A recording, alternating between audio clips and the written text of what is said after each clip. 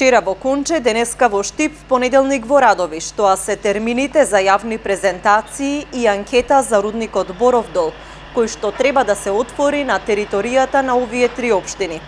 На презентациите ќе има извештај и расправа за оценката за влијание врз животната средина, а граѓаните кои што ќе имаат забелешки ќе можат да ги испратат по електронски пат или по пошта на адреса на Министерството за транспорт и врски. Оваа информација масовно се проширува по социјалните мрежи и ги повикува граѓанските активисти да се приклучат на јавната презентација, за да ги дадат своите забелешки за негативното влијание на рудникот врз средината. Боров дол инаку е рудник за бакар и злато во чија експлоатација се гледа опстојувањето на Бучим.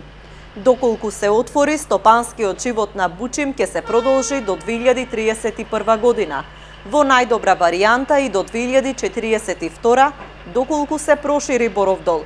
Во спротивно, рудникот ќе затвори за неколку години, бидејќи при крај се резервите кои што се исцрпуваат за работата на Бучим. Доколку се отвори, рудникот Боров дол ќе се протега на територијата на трите општини – Конче, Штип и Радовиш. Најголема површина ќе биде во општина Конче – 56,75%, потоа Штип со 39,3% и Радовиш со незначителни 4,19%.